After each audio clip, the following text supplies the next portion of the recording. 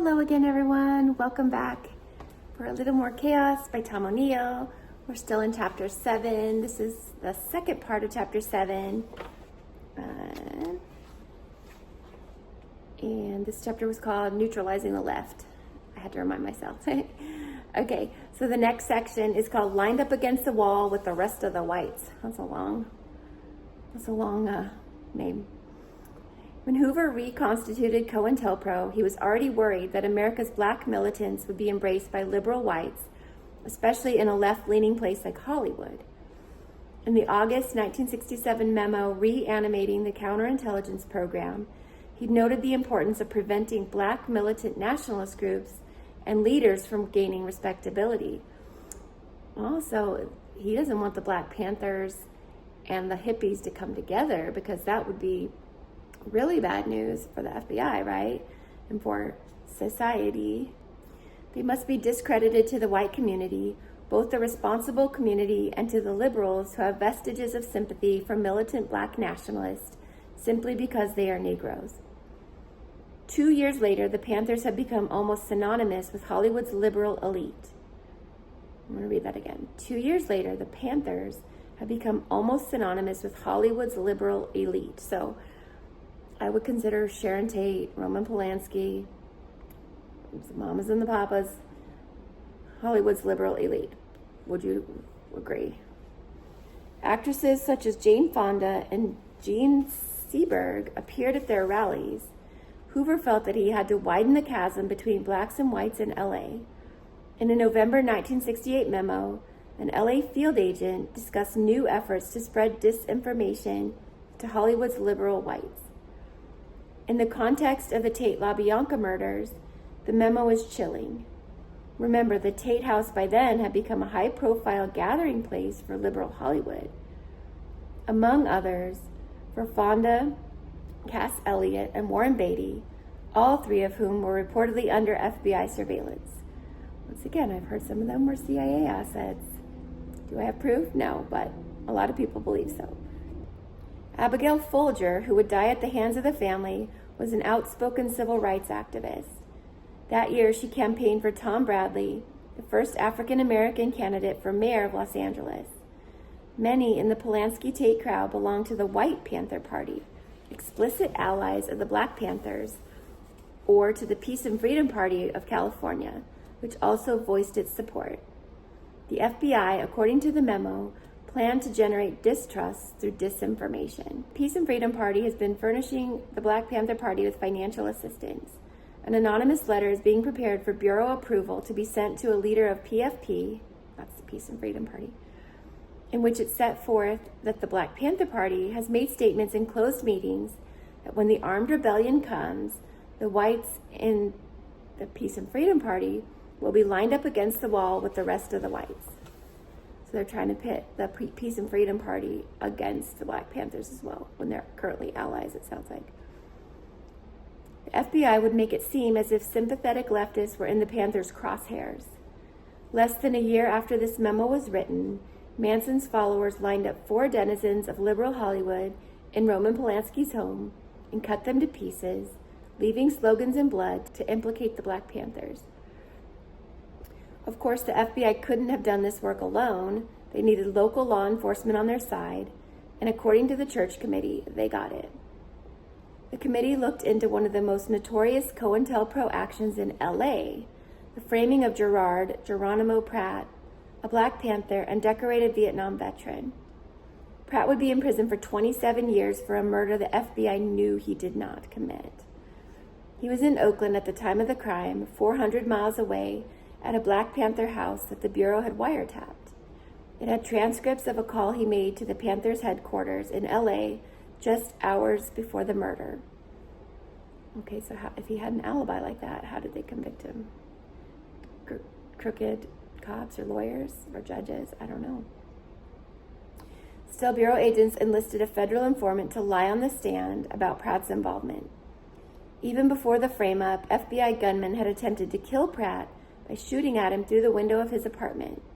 He survived only because a spine injury he'd sustained in the war made it more comfortable to sleep on the floor. Pratt was serving a life sentence when the church committee released its landmark findings, confirming what he'd long suspected. LASO and the LAPD were complicit in the COINTELPRO operation. Linking that to the Manson case, what do you think about that? I mean, we saw them caught and released so many times. It just makes you wonder if there was a link there. The committee quoted a report that the FBI's Los Angeles outpost had sent to Hoover himself, advising that the LA field office of the FBI is furnishing on a daily basis information to the LA County Sheriff's Office Intelligence Division and the LAPD Intelligence and Criminal Conspiracy Divisions concerning the activities of Black nationalist groups in the anticipation that such information might lead to the arrest of the militants. So did you guys realize that the LASO and the LAPD had their own intelligence divisions? I did not.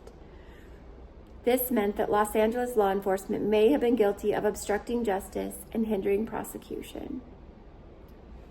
I don't know if it would surprise me at this point, honestly. Okay, the next section is called Manson, the Race Warrior. If there was a bridge between the family and COINTELPRO, I thought it probably stemmed from this basic fact. Charles Manson was a racist. According to Greg Jacobson, Manson sincerely believed that the black man's sole purpose on earth was to serve the white man. Another member of the family recalled that Manson looked forward to the day when, having survived the apocalyptic race war, I don't feel very good about reading this, but this is quoting Manson. He could scratch Blackie's fuzzy head and kick him in the butt and tell him to go pick the cotton. Gosh, that is awful. That is awful. At the start of '69, as COINTELPRO provoked black militants in LA, Manson's bigotry reached a delusional fever pitch. He became convinced, seemingly without a shred of evidence, that the Black Panthers were spying on the family at the Spawn Ranch, planning on attacking him. His paranoia mounting, Manson placed armed guards at every entrance to the ranch, sending lookouts to the mountains with powerful telescopes. His fear was self-fulfilling in a way. On July 1st, 1969, during a dispute over drug money in a Hollywood apartment, Manson shot Bernard Lotzapapa Crow, a black drug dealer. According to Helter Skelter, the dealer had told Manson that he was a Panther and that his brothers would come and get Manson at the ranch if he didn't pay up.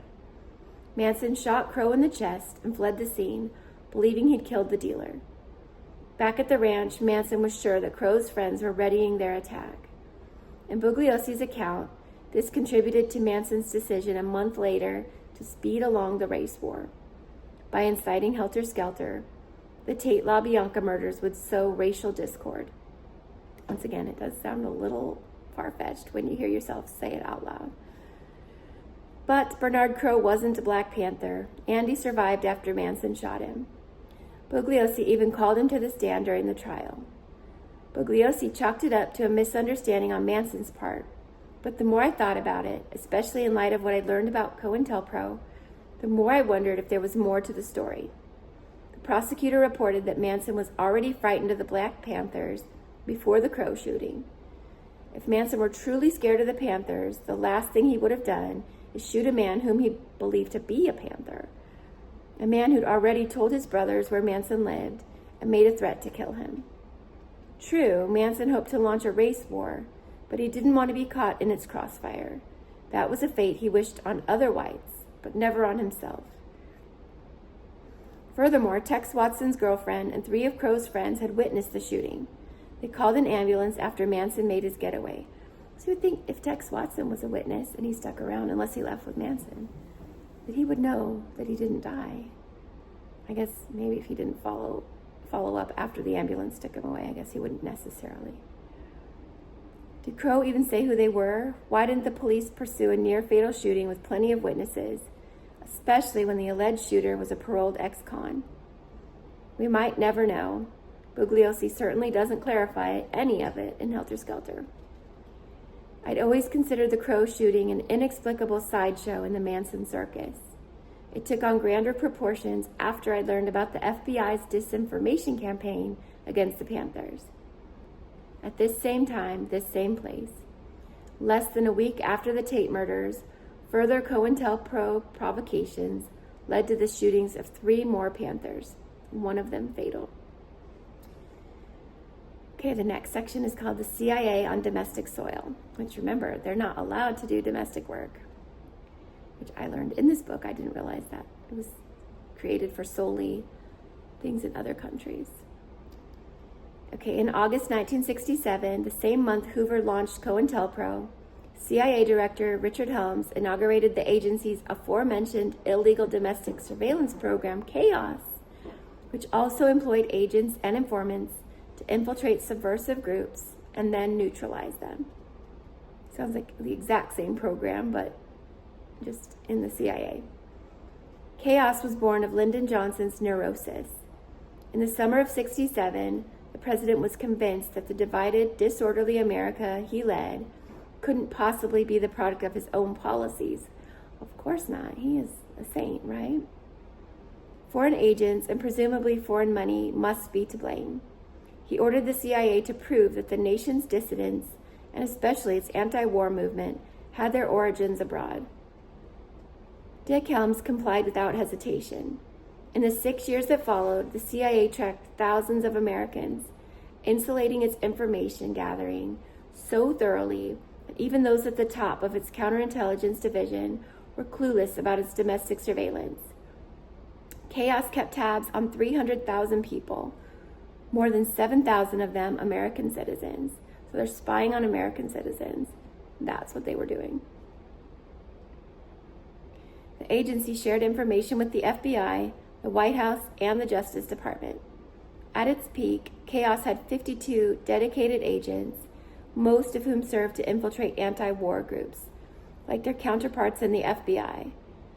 Undercover, they hoped to identify Russian instigators, although they never found any. Russian disinformation, anyone. With the Interdivision Intelligence Unit, IDIU, a new branch of the Justice Department, outfitted with sophisticated computerized databases, they collaborated on a list of more than 10,000 names, all thought to be dangerous activists. The IDIU produced regular reports on these people, hoping to predict their activities. The journalist Seymour Hersh got wind of CHAOS late in 1974. He told James Jesus Angleton, the head of the CIA counterintelligence, that guy's a rabbit hole for you guys too, if you're interested in him. He's got a pretty crazy story. And William Colby, the director of the CIA, that he had a story bigger than My Lie. I don't know what My Lie is, but we'll keep going. About CIA domestic activities. Colby was forced to admit that Hersh's findings were accurate, and Angleton resigned from the agency. So it was a disgraceful thing, it sounds like. The story broke on December 22nd on the front page of the New York Times. Huge CIA operations reported in U.S. against anti-war forces, other dissidents in Nixon years. The Church Committee probed the CIA's illegal activities, as did a separate government investigation, the Rockefeller Commission, but neither was able to penetrate the agency's veil of secrecy. Since the CIA has no right to operate on American soil, the program should have brought even more censure than COINTELPRO. Instead, it drew only a muted response. CIA leadership stonewalled at every opportunity. Even if they hadn't, investigators were crippled by the dearth of information. When Richard Helms had disbanded CHAOS before leaving office in 1973, he ordered the destruction of every file pertaining to it. See, that's a guilty conscience. If you were doing everything above board, then why would you do that? They knew they weren't. And since the 70s, almost nothing has come out. The operation left hardly a footprint. Even if reams of paperwork had survived, the Rockefeller Commission was hardly willing to press the agency. While the commission made some shocking findings, evidence of wiretaps, bugging, and hidden burglaries, in addition to the extensive record keeping mentioned above, by the end of the 70s, well after it had disbanded, allegations arose that it had suppressed information. Its chairman, Vice President Nelson Rockefeller, yes, Vice President of the United States, had worked with the CIA in the late 50s. In a memoir, former CIA Director Colby later claimed that President Gerald Ford fired him for refusing to help Rockefeller sabotage his own investigation. Man, crooked politician it's a saying for a reason. Like, is every politician crooked? It seems like every president you read about, you're like, what? I know Gerald Ford doctored some stuff for the Warren Commission too, which some people think that's how he got to be president, because he was willing to change some things when it came to the JFK assassination. According to Colby, chaos was so highly classified that even he, the director of the CIA, didn't have access to it. I find that hard to believe. I found it impossible to do much about whatever was wrong with chaos, he wrote. Its super secrecy and extreme compartmentalization kept me very much in its periphery. I'm just not buying it. In the spring of '78, the New York Times revealed that the investigation into chaos had been woefully inadequate. Well, and there's no documents left, so it's going to remain inadequate, right? When one agent was asked why he hadn't been more forthcoming, he said simply, "They didn't ask."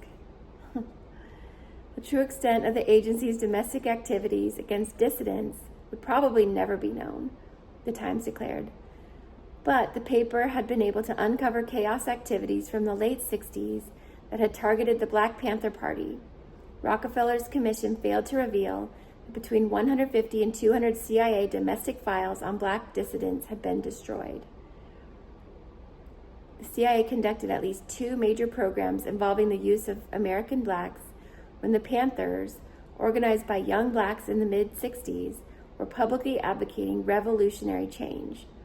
Just how successful the CIA was in those alleged activities could not be determined. And sadly, will never be determined. That's the thing, especially, I don't know, you could, these days, destroy digital information pretty easily, but it can also be copied pretty easily if you have the know-how. But when everything was on paper, all you needed was a shredder or a fireplace, for that matter, to get rid of pretty much whatever you wanted, and then it was gone forever, which is what sounds like happened with the chaos documents. What do you guys think so far? I was gonna say, can you even believe it? But I'm sure at this point you can believe it. And yeah, it's just one more disappointing revelation among many. But I don't know, if you think about the way that Manson was caught and released so many times, and then you learn that LASO, LAPD were willing to look the other way, I guess, for, I don't know how else to say it, but to help out the FBI. Because, you always hear, the local police get angry whenever the FBI steps in, this is our case. But it sounds like they were working sort of hand in glove, at least on some things. So I don't know. What do you guys think? Do you think Manson is a part of this? Okay, COINTELPRO, chaos. I don't know. We'll find out more. There's one more part in chapter 7. I know this kind of split up a little bit weird. It's a longer chapter, but a little too long for 2 pieces, and a little too short for 3. But that's okay. Hope you guys are enjoying. I will see you in the next one. Take care of yourselves. Bye.